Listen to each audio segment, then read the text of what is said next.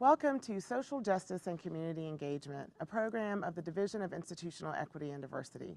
We're here live on location at our 2019 UNT Equity and Diversity Conference, and I have the pleasure of speaking with our social justice keynote speaker, Dr. Jalane Schmidt. Dr. Schmidt, welcome. Thank you. So why don't we just start out by telling us a little bit about you and the work that you do. I'm an associate professor of religious studies at the University of Virginia, where I've worked for going on 12 years. It is the flagship public school, a so-called public Ivy, if you will, in Virginia. It was founded by Thomas Jefferson now 200 years ago and built by enslaved laborers, So that is kind of the context within which I teach in an institution that has, in the time that I've been there, really become much more self-conscious of its history, which is rooted in white supremacy, and kind of facing up to that past, So I've been, working there and, kind of seeing those changes and then also trying to kind of, promote some of those changes also from within. And so toward that end, I teach classes about race and religion. I primarily teach about African diaspora religions in Latin America and the Caribbean. I specialize in Cuba. I've written a book about Cuba, Cuban religion and race. And I also began about 5 or 6 years ago teaching courses on critical whiteness studies, and particularly the imbrication of the category of whiteness and the development of religious practices and how religious practices and the category of whiteness kind of co-created each other in North American religious history. So it was through that kind of examination of whiteness and then along in 2016 came the city of Charlottesville's kind of own self-examination about what to do with our Confederate monuments that were dominating our downtown public parks. We had a series of hearings in 2016 to talk about that. And I started going to those hearings, in 2016. And I didn't, at the time, know as much about Civil War history as I would then go on to learn, and specifically local Civil War history, in Charlottesville. And one of the things that I learned and that I shared, at these forums, these public forums, was the little known fact that in Charlottesville and Albemarle County at the time of the Civil War, more than half of the population was enslaved, 52%, 14,000 people. And so when I'm, speaking in favor of getting rid of those Confederate monuments, or teaching about white supremacy, I'm not being, quote unquote, politically correct. I'm being demographically correct and historically correct. And it's like we don't know that history, or we didn't know that history in Charlottesville, because for too long these Confederate statues in our parks had been some kind of iconic stand-in for capital H history, even though none of these Confederate generals ever came to town. Interesting. And instead, the story that was quashed was the fact that over half the population had been enslaved. Very few people knew that prior to 2016, except for just, it was in a few musty historical tomes, and a few historians in town, knew that. But when we started talking about that more publicly, it just became more and more self-evident to more and more of us that these statues were lying to us, and that in order to kind of embrace the totality of our history and be more inclusive, we kind of had to strip things down, back, and then kind of build up again. Yeah. Okay, thank you for that. So today you're going to give your social justice keynote for our UNT Equity and Diversity Conference titled, America, This Is Not a Drill, Sounding the Alarm Against White Supremacy. I love that.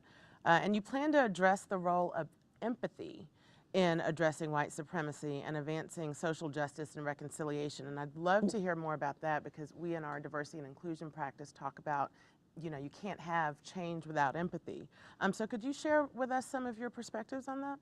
Yeah, well, I mean, part of it, as I just explained in terms of historical narrative, sometimes historical memory, and I put memory in quotes, because memory is not always the same as history, Right. Sometimes that needs to be unlearned because we've been spoon-fed a bunch of lies, because of the institutionalized white supremacy. So some stuff needs to be unlearned in order to be empathetic to the folks who have been written out of the story, and to prioritize the experience of folks who have been oppressed, there's a reason that those narratives are so little known, you know. And so once we, you know, can move, you know, as a society, as an institution, you know, toward prioritizing and bringing up, yeah, the narratives of folks that have been written out of the story, you know, then we have a more inclusive story that includes all of us, you know, and that this, you know, then we can see kind of with new eyes and hear with new ears, you know, the sorts of claims that have been made actually for a long time but have fallen on deaf ears, you know, or have been kind of, you know, purposefully, kind of ignored, right? And this can, you know, have the effect of, you know, kind of advancing a narrative that is more inclusive, you know? Okay, thanks for that. So today you also, earlier this morning, delivered a workshop to some of our colleagues here at UNT called Organizing the #Resistance, Practical Tools for Building Political Movement. And I heard it was great. You know, there were some people that went to the workshop and thought it was amazing. So can you talk a bit about your workshop and how you see the role of activism in education? Yeah, well, in terms of organizing, you know, we have to, you know, we often start small. I mean, I'm just going to give the case of Charlottesville again. You know, in 2016, when we had this process of these series of public hearings about what to do with Confederate monuments, at the beginning of this, it was a very small number of us that were showing up that were, you know, wanting to get rid of the monuments, you know. We were a very small minority of, and hardly anyone was showing up anyways, you know. Yeah. But we started talking with our neighbors and friends and colleagues, you know, and saying, you know, do you care about this too? And a lot of people did. They kind of passively said, yeah, we shouldn't have those there. And I said, well, you need to show up because your voice is not being represented in that room where these decisions are being made. You know, so kind of, you know, educating people, you know, organizing people, giving people practical things to do, because a lot of people are concerned, but they just don't know where to plug in. Yeah. You know what I mean? Yeah. And so saying to people, here's the meeting schedule, you know, show up at this and such a time, you know, sign up to talk if you feel so led, or when someone else does talk, you know, signal your support of that, you know, not, you know, if you feel shy about talking, you know, there's other ways to be supportive. And so it's about, organizing is about giving people kind of concrete steps to take. Sometimes people just kind of need, you know, marching orders and several different levels of risk of marching orders too. Like I said, not everyone feels comfortable speaking in public. Not everyone needs it. Maybe you have a carpool and you're going to like get people and bring them to the meeting. You know, something like that. That accomplished kind of That's approach. right. That's right. Or maybe you can babysit the kids of people who are going to the meeting. There's lots of ways to be supportive, you know, and to, you know, kind of have very you know, these practical tools, you know, so there's lots of ways to contribute to this. So the point of organizing is to make people aware of options, you know, and to kind of encourage them in their gifts, you know, identifying those, you know, and how those can be of service, you know.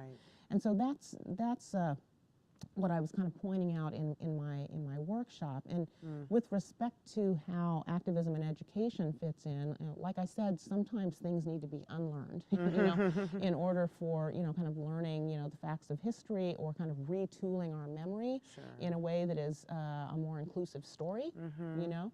And so that takes some interventions in curriculum, you know, and it takes kind of different kinds of exercises, you know, and different kinds of readings in some, you know, in some cases, you know, in order to kind of retool folks, you know, as they're learning. And then also giving them practical tools that you can take this knowledge and go out into the public square, you know, into this and this and this and such, you know, arenas, you know, to promote this. Great. So it's like using your own sphere of influence to do whatever you can, where you can. Great. And so last question, you know, we talked a lot about being involved with discussions about Confederate monuments, and you admired the performance art of a UNT graduate student, Emily O'Connor, who helped to peacefully protest a Confederate monument here in Denton. I remember we were talking about that, and you know, you were like, I like that. And in Charlottesville, you were able to pass a resolution to make March 3rd Liberation and Emancipation Day. I'd never heard of that, which marked the arrival of Union forces forces in Charlottesville. That's right. So tell us why you think this work is so important, because it's work that I think we don't hear a lot about, and its relevance again to places around the country like Denton. Yeah, well, in the case of the UNT art student Emily O'Connor, it's a disruption of the visual landscape. You probably walk by that statue every day, and most people don't think about it. But here she is, kind of shining a light show on it, putting the spotlight on it in a new way, which kind of forced a reframing of the object, which had been sitting there. And so this sort of interventions, are very necessary, and this, same kind of, I would say, this same kind of, disruption of the standard narrative of the conventional memory and this sort of thing, which are actually masks for white supremacy, is what they are. So these sorts of disruptions and interventions also figure into our consideration of time. And for instance, in Charlottesville, kind of the standard historical narrative about the end of the Civil War in Charlottesville, which, as I explained, at the time of the Civil War, over half the population was enslaved, in the county of Albemarle. The standard conventional narrative about the Civil War in Charlottesville was that, well, thank goodness Charlottesville was spared, unlike Richmond or Atlanta. Thank goodness the University of Virginia was unscathed, unlike the University of Mississippi or Virginia Military Institute. All of these were razed to the ground, and Charlottesville was not really a theater of the war there. That kind of happened a bit further west in the Shenandoah campaigns.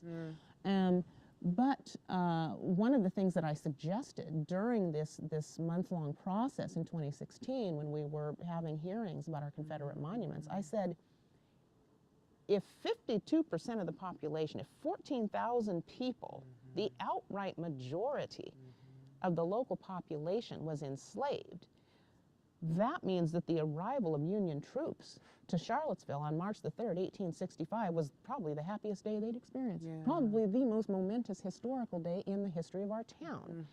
And since everybody should rightly celebrate human freedom, which should be a universal value, anyone of whatever descent should be able to join in a celebration of human freedom when over half of our neighbors' status changed almost overnight. You know what I mean? So I, proposed this to the commission that was having these series of hearings, and they liked the idea. They suggested it to City Council, and City Council passed a unanimous resolution that marks March the 3rd as Liberation and Freedom Day in Charlottesville, and so that's just coming up in a couple days here. Yeah, nice. And so we'll be celebrating that with a series of different events, a concert, the high school students at an essay contest. We're having a walking tour of, kind of the history, Black history of Charlottesville, a really nice service of blessing for the future site of a monument for enslaved laborers at the University of Virginia. Just a lot of different events and different kind of access points for different parts of the community to celebrate this day. So that's a disruption in the former narrative. It's basically flipping it on its head and saying, well, instead of the, oh, thank goodness Charlottesville was spared, it's like, oh, thank goodness the Union troops arrived and freed 14,000 people. I mean, what could be better than that? Right. You know what I mean? So that's just, that's a switch, and that takes educating a community, and part of doing that is to have these sorts of public events that are accessible, that are free community events, that get media attention, and this sort of thing, and that shifts the narratives. In people's mind, and so it's very much, this is the the kind of work that can happen in other places. I mean, here in Texas, you all celebrate Juneteenth, which was when in mid-June when finally Union forces arrived here, and belatedly, right, 3 months later, after Lee surrendered to Grant at Appomattox, 2 months later. These Union troops alerted the enslaved Texans here that you are now free to go. So in our case, in Charlottesville, our Liberation Day came 1 month before Appomattox. Because the Union was still marching on, and so this is our kind of local recognition of our own narrative and writing our own narrative and this sort of thing. So I just encourage communities, around the country to, dig into your local history, face up. There's sometimes some ugly facts there, Sure. But there's often also stories of resilience, you know, resistance and resilience there that can be celebrated, you know, and kind of, you know, bring that to the fore. It's hard work. Yeah. You know, yeah. I'm not saying it isn't. Yeah. But, you know, with this kind of work, you know, this is part of what builds empathy. Sure, You right. know, is right. by having, you know, these sorts of public dialogues, you know, revealing the truth and then having ways of celebrating that.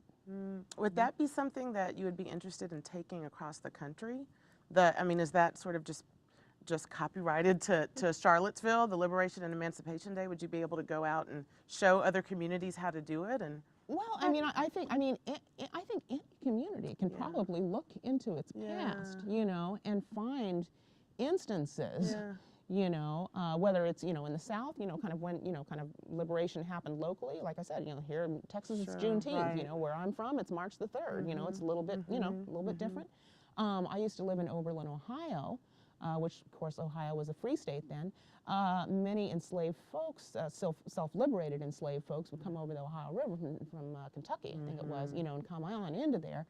And of course, you know, during the time of the fugitive slave laws, the slave catchers would be after these, you know, fugitive folks, you know. People like Margaret Gardner, who was the subject of Toni Morrison's Beloved, you know, was an actual historical story there. And the story in Oberlin that's so important to their town's identity, and they have, you know, African American and white residents of this town going back, you know, for a long time, is that an escaped slave was captured. He was put in the jail to await the arrival of this slave catcher who'd been sent to, you know, as a kind of bounty hunter. Right?